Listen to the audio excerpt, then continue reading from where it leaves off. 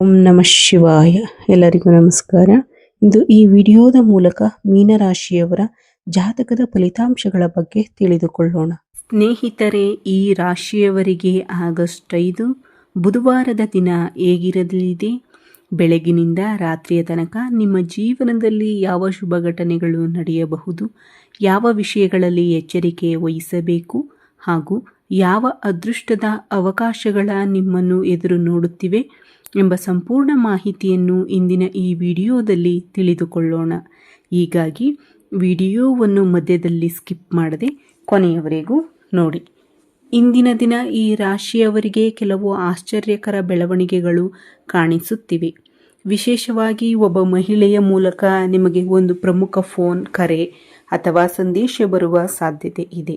ಆ ಮಾಹಿತಿಯು ನಿಮ್ಮ ಜೀವನದಲ್ಲಿ ಹೊಸ ತಿರುವು ತರಬಹುದಾದ ಕಾರಣ. ಅದರ ಬಗ್ಗೆ ಸಂಪೂರ್ಣವಾಗಿ ತಿಳಿಯಲು ವಿಡಿಯೋವನ್ನು ಕೊನೆಯವರೆಗೂ ನೋಡಿ. ಬೆಳಿಗ್ಗೆ ನಿದ್ರೆಯಿಂದ ಎದ್ದ ತಕ್ಷಣ ನಿಮ್ಮಲ್ಲಿ ಹೊಸ ಉತ್ಸಾಹ ಮತ್ತು ಆತ್ಮವಿಶ್ವಾಸ ಕಾಣಿಸಿಕೊಳ್ಳುತ್ತದೆ. ಬಹಳ ದಿನಗಳಿಂದ ನಿಂತು ಹೋಗಿದ್ದ ಒಂದು ಕೆಲಸ ಮತ್ತೆ ಆರಂಭವಾಗುವ ಸಾಧ್ಯತೆ ಇದೆ. ಮನೆಯವರ ಸಹಕಾರ ಮತ್ತು ಹಿರಿಯರ ಆಶೀರ್ವಾದ ನಿಮ್ಮೊಂದಿಗೆ ಇರುತ್ತದೆ. ಆದ್ದರಿಂದ ಇಂದು ನೀವು ಆರಂಭಿಸುವ ಕೆಲಸಗಳಿಗೆ ಉತ್ತಮ ಫಲಿತಾಂಶ ದೊರೆಯುವ ಸಾಧ್ಯತೆ ಹೆಚ್ಚಿದೆ. ಉದ್ಯೋಗದಲ್ಲಿರುವವರಿಗೆ ಮೇಲಧಿಕಾರಿಗಳಿಂದ ಪ್ರಶಂಸೆ ಸಿಗಬಹುದು. ನಿಮ್ಮ ಕೆಲಸದ ಬಗ್ಗೆ ಒಳ್ಳೆಯ ಹೆಸರು ಬರಬಹುದು. ವ್ಯಾಪಾರ ಮಾಡುವವರಿಗೆ ಹೊಸ ಪರಿಚಯಗಳು ಮತ್ತು ಹೊಸ ವ್ಯವಹಾರ ಅವಕಾಶಗಳು ದೊರೆಯುವ ಸೂಚನೆಗಳಿವೆ. ಆರ್ಥಿಕ ವಿಷಯಗಳಲ್ಲಿ ಆದಾಯ ಉತ್ತಮವಾಗಿದ್ದರೂ ಅನಗತ್ಯ ಖರ್ಚುಗಳನ್ನು ನಿಯಂತ್ರಿಸಿದರೆ ಇನ್ನಷ್ಟು ಲಾಭವಾಗುತ್ತದೆ. ಮಧ್ಯಾಹ್ನದ ವೇಳೆಗೆ ಒಂದು ಮಹತ್ವದ ಸುದ್ದಿ ನಿಮ್ಮನ್ನು ತಲುಪುವ ಸಾಧ್ಯತೆ ಇದೆ. ವಿಶೇಷವಾಗಿ ಒಬ್ಬ ಮಹಿಳೆಯಿಂದ ಫೋನ್ ಕರೆ ಅಥವಾ ಸಂದೇಶ ಬರಬಹುದು. ಆ ಕರೆ ಬಂದಾಗ ಅದನ್ನು ನಿರ್ಲಕ್ಷಿಸಬೇಡಿ. ಸಾಧ್ಯವಾದರೆ ಶಾಂತವಾದ ಸ್ಥಳದಲ್ಲಿ ಕುಳಿತು ಸಂಪೂರ್ಣವಾಗಿ ಆ ಮಾತನ್ನು ಕೇಳಿ. ಆ ಸಂಭಾಷಣೆಯಲ್ಲಿ ನಿಮ್ಮ ಭವಿಷ್ಯಕ್ಕೆ ಉಪಯೋಗವಾಗುವ ಮಾಹಿತಿ ಅಥವಾ ಶುಭ ಸುದ್ದಿ ಅಡಗಿರುವ ಸಾಧ್ಯತೆ ಇದೆ. ಜ್ಯೋತಿಷ್ಯದ ಸೂಚನೆಗಳ ಪ್ರಕಾರ ಆ ಮಹಿಳೆಯ ಹೆಸರಿನ ಮೊದಲ ಇಂಗ್ಲಿಷ್ ಅಕ್ಷರ ಎಂ ಆಗಿರಬಹುದು ಎಂದು ಹೇಳಲಾಗುತ್ತದೆ. ಆದರೆ ಇದು ಕೇವಲ ಜ್ಯೋತಿಷ್ಯದ ಸೂಚನೆ ಮಾತ್ರ. ಪ್ರತಿಯೊಬ್ಬರ ಜೀವನದಲ್ಲೂ ಇದೇ ರೀತಿಯಾಗಿ ನಡೆಯುತ್ತದೆ ಎಂದು ಭಾವಿಸಬೇಡಿ. ಸಂಜೆಯ ವೇಳೆಗೆ ಮನೆಯ ವಾತಾವರಣ ಸಂತೋಷಕರವಾಗಿರುತ್ತದೆ. ಕೆಲ ದಿನಗಳಿಂದ ಸಂಪರ್ಕದಲ್ಲಿರದ ಒಬ್ಬ ವ್ಯಕ್ತಿಯೊಂದಿಗೆ ಮತ್ತೆ ಮಾತನಾಡುವ ಅವಕಾಶ ಬರಬಹುದು. ನೀವು ತಾಳ್ಮೆಯಿಂದ ಮಾತನಾಡಿದರೆ ಸಣ್ಣ ಪುಟ್ಟ ಸಮಸ್ಯೆಗಳು ಸುಲಭವಾಗಿ ಪರಿಹಾರವಾಗುತ್ತವೆ. ಆರೋಗ್ಯದ ಕಡೆ ಸ್ವಲ್ಪ ಗಮನ ಕೊಡಿ. ಆಯಾಸ, ಒತ್ತಡ ಅಥವಾ ನಿದ್ರಾಹೀನತೆ ಕಾಣಿಸಿಕೊಳ್ಳುವ ಸಾಧ್ಯತೆ ಇದೆ. ಆದ್ದರಿಂದ ಸಮಯಕ್ಕೆ ಸರಿಯಾಗಿ ಊಟ ಮಾಡಿ, ಸಾಕಷ್ಟು ನೀರು ಕುಡಿಯಿರಿ ಮತ್ತು ವಿಶ್ರಾಂತಿ ಪಡೆಯಿರಿ. ವಾಹನ ಚಾಲನೆ ಮಾಡುವವರು ವಿಶೇಷ ಎಚ್ಚರಿಕೆ ವಹಿಸಿ. ಅನಗತ್ಯ ವಾದ ವಿವಾದಗಳಿಂದ ದೂರವಿರುವುದು ಉತ್ತಮ. ಈಗ ಮೀನರಾಶಿಯು ರಾಶಿಚಕ್ರದ 12ನೇ ಕೊನೆಯ ರಾಶಿಚಕ್ರವಾಗಿದೆ. ಮೀನರಾಶಿಯು ಪೂರ್ವಭಾದ್ರ ನಕ್ಷತ್ರ 4ನೇ ಪಾದ, ಉತ್ತರಭಾದ್ರ ನಕ್ಷತ್ರ 1, 2, 3 ಮತ್ತು 4ನೇ ಪಾದಗಳು, ರೇವತಿ ನಕ್ಷತ್ರ 1, 2, 3 ಮತ್ತು 4 ಪಾದಗಳು, ಒಟ್ಟು 9 ಪಾದಗಳನ್ನು ಒಳಗೊಂಡಿರುತ್ತದೆ. ಮೀನರಾಶಿಯ ಗ್ರಹಾಧಿಪತಿಯು ಗುರುವಾಗಿರುತ್ತಾನೆ. ಈ ರಾಶಿಯವರ ಸ್ವಭಾವ ತುಂಬ ದೃಢವಾಗಿರುತ್ತದೆ. ಯಾವುದೇ ಕೆಲಸವನ್ನು ಸಂಪೂರ್ಣ ನಿಷ್ಠೆಯಿಂದ ಮಾಡುತ್ತಾರೆ. ಒಮ್ಮೆ ನಂಬಿದ ವ್ಯಕ್ತಿಯನ್ನು ಜೀವನ ಪೂರ್ತಿ ಗೌರವಿಸುತ್ತಾರೆ. ಆದರೆ ಒಮ್ಮೆ ಮೋಸವಾದರೆ ಅದನ್ನು ಸುಲಭವಾಗಿ ಮರೆತು ಬಿಡುವುದಿಲ್ಲ. ಧೈರ್ಯ, ಆತ್ಮವಿಶ್ವಾಸ ಮತ್ತು ದೃಢ ಸಂಕಲ್ಪ ಇವರ ಪ್ರಮುಖ ಗುಣಗಳು. ಕಷ್ಟದ ಸಮಯದಲ್ಲೂ ಹಿಂದೆ ಸರಿಯದೆ ಸಮಸ್ಯೆಗೆ ಪರಿಹಾರ ಹುಡುಕುವ ಸ್ವಭಾವ ಇವರದು. ತಮ್ಮ ಭಾವನೆಗಳನ್ನು ಎಲ್ಲರೊಂದಿಗೆ ಹಂಚಿಕೊಳ್ಳುವುದಕ್ಕಿಂತ ಮನಸ್ಸಿನಲ್ಲೇ ಇಟ್ಟುಕೊಳ್ಳುವ ಗುಣವು ಇವರಲ್ಲಿ ಹೆಚ್ಚಿರುತ್ತದೆ. ಆದ್ದರಿಂದ ಕೆಲವರು ಇವರನ್ನು ಸರಿಯಾಗಿ ಅರ್ಥ ಮಾಡಿಕೊಳ್ಳಲು ಸಾಧ್ಯವಾಗುವುದಿಲ್ಲ. ಇಂದಿನ ದಿನ ನಿಮಗೆ ಶುಭ ಬಣ್ಣಗಳು ಕೆಂಪು, ಮರೂನ್ ಮತ್ತು ಕೇಸರಿ. ಈ ಬಣ್ಣದ ಉಡುಪುಗಳು ಧರಿಸುವುದು ಅಥವಾ ಈ ಬಣ್ಣಗಳನ್ನು ಹೆಚ್ಚು ಬಳಸುವುದು ಆತ್ಮವಿಶ್ವಾಸವನ್ನು ಹೆಚ್ಚಿಸಿ ಶುಭ ಫಲಿತಾಂಶಗಳನ್ನು ತರಬಹುದು ಎಂದು ಜ್ಯೋತಿಷ್ಯ ಸಂಪ್ರದಾಯ ಹೇಳುತ್ತದೆ. ಇಂದಿನ ಶುಭ ಸಂಖ್ಯೆಗಳು 3 ಮತ್ತು 18. ಹೊಸ ಕೆಲಸಗಳು, ಪ್ರಮುಖ ಸಭೆಗಳು ಅಥವಾ ಹೊಸ ಯೋಜನೆಗಳನ್ನು ಆರಂಭಿಸುವಾಗ ಈ ಸಂಖ್ಯೆಗಳು ನಿಮಗೆ ಅನುಕೂಲಕರವೆಂದು ಪರಿಗಣಿಸಲಾಗುತ್ತದೆ. ಇನ್ನು ಪ್ರಯಾಣ ಮತ್ತು ವೃತ್ತಿ ಜೀವನದ ಬಗ್ಗೆ ತಿಳಿದುಕೊಳ್ಳೋಣ. ನಾಳೆಯ ದಿನ ದಕ್ಷಿಣ ಹಾಗೂ ಆಗ್ನೇಯ ದಿಕ್ಕಿನ ಕಡೆ ಮಾಡುವ ಪ್ರಯಾಣಗಳು ನಿಮಗೆ ಅನುಕೂಲಕರವಾಗಿರಬಹುದು. ಉದ್ಯೋಗ, ವ್ಯಾಪಾರ ಅಥವಾ ಕುಟುಂಬದ ಕೆಲಸಕ್ಕಾಗಿ ಮಾಡುವ ಪ್ರಯಾಣಗಳಿಂದ ಉತ್ತಮ ಫಲಿತಾಂಶಗಳು ಸಿಗುವ ಸಾಧ್ಯತೆ ಇದೆ. ಆದರೆ ಪ್ರಯಾಣಕ್ಕೆ ಹೊರಡುವ ಮುನ್ನ ಅಗತ್ಯ ದಾಖಲೆಗಳು, ಹಣ ಮತ್ತು ಇತರ ಮುಖ್ಯ ವಸ್ತುಗಳನ್ನು ಒಮ್ಮೆ ಪರಿಶೀಲಿಸಿಕೊಳ್ಳಿ. ವಾಹನ ಚಾಲನೆ ಮಾಡುವವರು ವೇಗವನ್ನು ನಿಯಂತ್ರಿಸಿ, ಟ್ರಾಫಿಕ್ ನಿಯಮಗಳನ್ನು ಕಟ್ಟುನಿಟ್ಟಾಗಿ ಪಾಲಿಸಿ. ಇನ್ನು ವಿವಿಧ ಕ್ಷೇತ್ರಗಳಲ್ಲಿ ಇರುವವರಿಗೆ ನಾಳೆಯ ದಿನ ಹೇಗಿರಲಿದೆ ಎಂಬುದನ್ನು ನೋಡೋಣ. ಸರ್ಕಾರಿ ಉದ್ಯೋಗ, ಪೊಲೀಸ್ ಇಲಾಖೆ, ರಕ್ಷಣಾ ಇಲಾಖೆ, ವೈದ್ಯಕೀಯ ಕ್ಷೇತ್ರ, ಫಾರ್ಮಸಿ, ಇಂಜಿನಿಯರಿಂಗ್, ನಿರ್ಮಾಣ ಕ್ಷೇತ್ರ, ಕೃಷಿ, IT, ಸಾಫ್ಟ್ವೇರ್, ಬ್ಯಾಂಕಿಂಗ್, ಶಿಕ್ಷಣ, ಸಂಶೋಧನೆ, ಎಲೆಕ್ಟ್ರಾನಿಕ್ಸ್ ಹಾಗೂ ಸಣ್ಣ ಮತ್ತು ಮಧ್ಯಮ ಉದ್ಯಮಗಳಲ್ಲಿ ಇರುವವರಿಗೆ ಉತ್ತಮ ಅವಕಾಶಗಳು ಕಾಣಿಸುತ್ತಿವೆ. ಬಹಳ ದಿನಗಳಿಂದ ಬಾಕಿ ಉಳಿದಿದ್ದ ಕೆಲಸಗಳು ಪೂರ್ಣಗೊಳ್ಳುವ ಸಾಧ್ಯತೆ ಇದೆ. ಮೇಲಧಿಕಾರಿಗಳಿಂದ ಪ್ರಶಂಸೆ ದೊರೆಯಬಹುದು. ಹೊಸ ಜವಾಬ್ದಾರಿಗಳು ಮತ್ತು ಉತ್ತಮ ಅವಕಾಶಗಳು ನಿಮ್ಮ ಮುಂದೆ ಬರಬಹುದು. ವ್ಯಾಪಾರಸ್ಥರಿಗೆ ಹೊಸ ಪರಿಚಯಗಳು ಭವಿಷ್ಯದಲ್ಲಿ ಲಾಭದಾಯಕ ಸಂಬಂಧಗಳಾಗಿ ಬೆಳೆಯುವ ಸಾಧ್ಯತೆ ಇದೆ.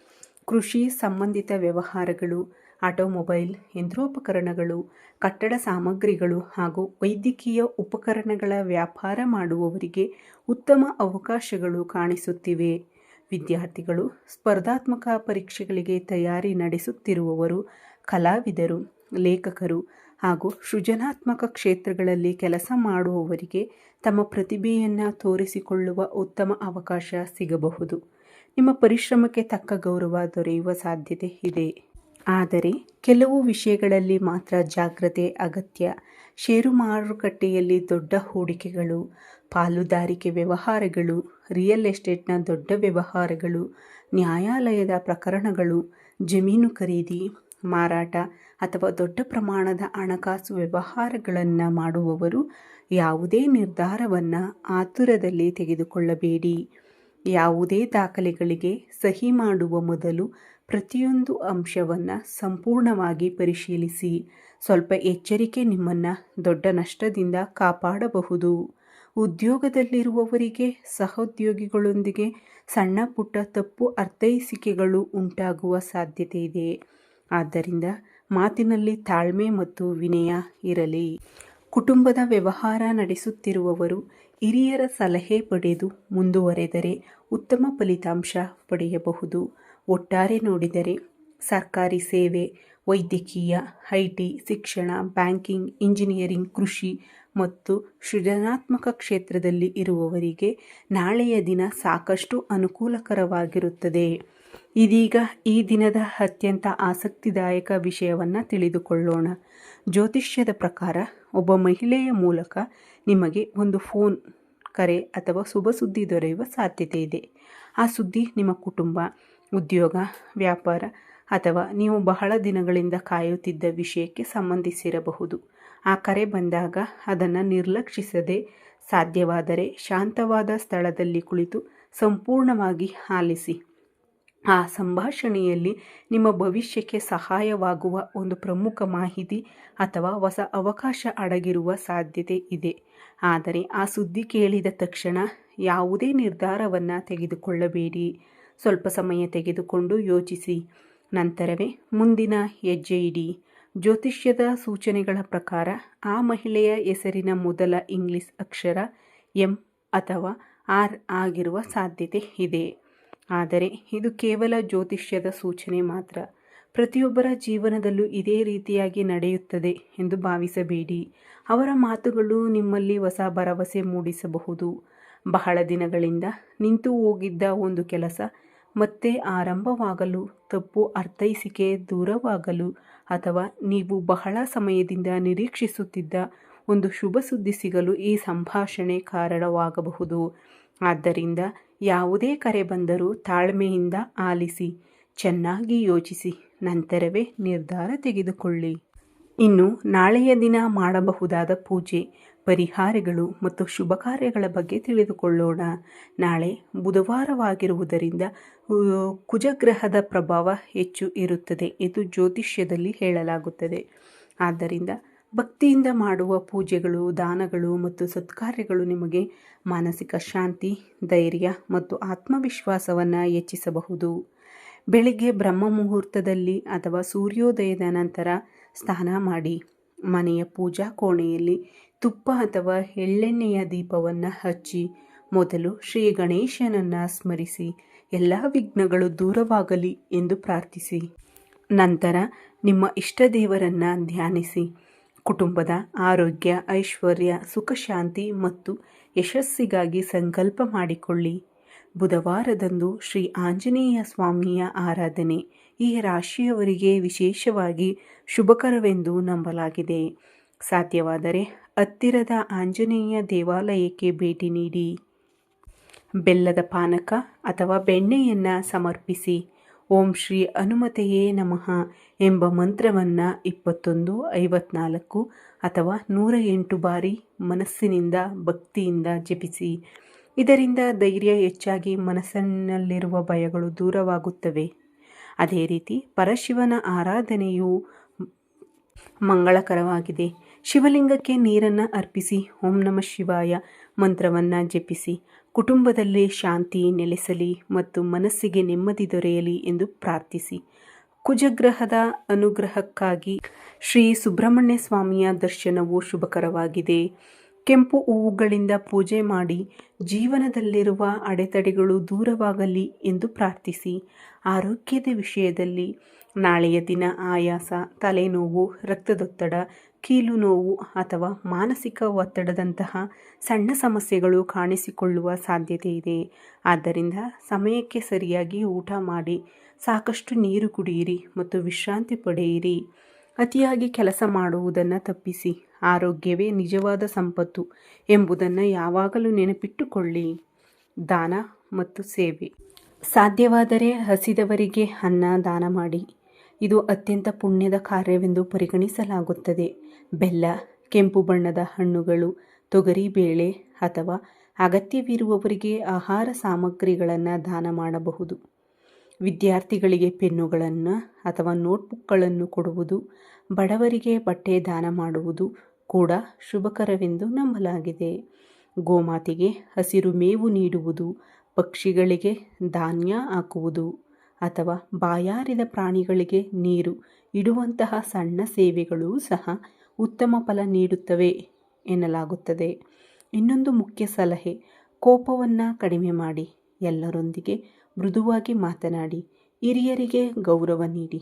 ಮನೆ ಬಿಟ್ಟು ಹೊರಡುವ ಮೊದಲು ತಂದೆ ತಾಯಿಯ ಆಶೀರ್ವಾದ ಪಡೆಯಿರಿ. ಇದರಿಂದ ಅನೇಕ ಕೆಲಸಗಳು ಸುಗಮವಾಗಿ ನಡೆಯುತ್ತವೆ ಎಂಬ ನಂಬಿಕೆ ಇದೆ. ಸಂಜೆ ಸಮಯದಲ್ಲಿ ಸಾಧ್ಯವಾದರೆ ಹತ್ತಿರದ ಆಂಜನೇಯ ಸ್ವಾಮಿ, ಶಿವ ಅಥವಾ ಸುಬ್ರಹ್ಮಣ್ಯ ಸ್ವಾಮಿಯ ದೇವಾಲಯಕ್ಕೆ ಭೇಟಿ ನೀಡಿ ಕುಟುಂಬದ ಕ್ಷೇಮಕ್ಕಾಗಿ ಪ್ರಾರ್ಥಿಸಿ. ಕೊನೆಯದಾಗಿ ಒಂದು ಜೀವನ ಪಾಠ. ಈ ಕಾಲದಲ್ಲಿ ಎಲ್ಲರನ್ನ ಸುಲಭವಾಗಿ ನಂಬಬೇಡಿ. ನಿಮ್ಮ ವೈಯಕ್ತಿಕ ವಿಷಯಗಳು, ಕುಟುಂಬದ ರಹಸ್ಯಗಳು ಅಥವಾ ಹಣಕಾಸಿನ ಮಾಹಿತಿಯನ್ನು ಎಲ್ಲರೊಂದಿಗೆ ಹಂಚಿಕೊಳ್ಳಬೇಡಿ. ಕೆಲವರು ಆರಂಭದಲ್ಲಿ ತುಂಬ ಆತ್ಮೀಯರಾಗಿರುವಂತೆ ತೋರುತ್ತಾರೆ, ಆದರೆ ನಂತರ ಅದೇ ಮಾಹಿತಿಯನ್ನು ನಿಮ್ಮ ವಿರುದ್ಧ ಬಳಸುವ ಸಾಧ್ಯತೆ ಇರುತ್ತದೆ. ಆದ್ದರಿಂದ ಯಾರನ್ನಾದರೂ ನಂಬುವ ಮೊದಲು 2 ಬಾರಿ ಯೋಚಿಸಿ. ನಿಮ್ಮ ಸಂತೋಷ, ನಿಮ್ಮ ಸಾಧನೆ ಮತ್ತು ನಿಮ್ಮ ವೈಯಕ್ತಿಕ ವಿಷಯಗಳನ್ನು ಅಗತ್ಯವಿರುವವರೊಂದಿಗೆ ಮಾತ್ರ ಹಂಚಿಕೊಳ್ಳುವುದು ಉತ್ತಮ. ನರದೃಷ್ಟಿ ನಿವಾರಣೆಗೆ ಸ್ವಲ್ಪ ಕಲ್ಲು ಉಪ್ಪನ್ನು ತೆಗೆದುಕೊಂಡು ತಲೆಯ ಸುತ್ತ 3 ಬಾರಿ ಸುತ್ತಿಸಿ ಮನೆಯವರೆಗೆ ಎಸೆಯಿರಿ. ಅಥವಾ ಒಂದು ನಿಂಬೆ ಹಣ್ಣಿಗೆ 3 ಲವಂಗಗಳನ್ನು ಚುಚ್ಚಿ ತಲೆಯ ಸುತ್ತ 3 ಬಾರಿ ಸುತ್ತಿಸಿ ಹೊರಗೆ ಹಾಕಬಹುದು. ಇವು ಜ್ಯೋತಿಷ್ಯ ಮತ್ತು ಜನಪದ ನಂಬಿಕೆಗಳಲ್ಲಿ ಹೇಳಲಾಗುವ ಪರಿಹಾರಗಳು ಮಾತ್ರ. ಇವುಗಳನ್ನು ಭಕ್ತಿಯಿಂದ ಮಾಡುವವರು ಮಾನಸಿಕ ನೆಮ್ಮದಿಯನ್ನು ಅನುಭವಿಸುತ್ತಾರೆ ಎಂಬ ನಂಬಿಕೆ ಇದೆ.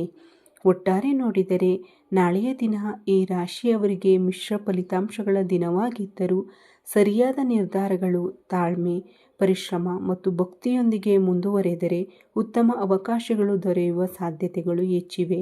ನಿಮ್ಮ ದಿನ ಶುಭವಾಗಿರಲಿ. ದೇವರ ಕೃಪೆ ಸದಾ ನಿಮ್ಮ ಮತ್ತು ನಿಮ್ಮ ಕುಟುಂಬದ ಮೇಲೆ ಇರಲಿ. ಈ ವಿಡಿಯೋ ನಿಮಗೆ ಇಷ್ಟವಾದರೆ ಒಂದು ಲೈಕ್ ನೀಡಿ.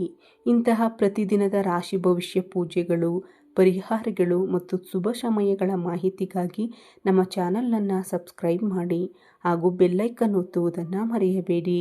ಧನ್ಯವಾದಗಳು. ಮತ್ತೆ ಮುಂದಿನ ವಿಡಿಯೋದಲ್ಲಿ ಭೇಟಿಯಾಗೋಣ.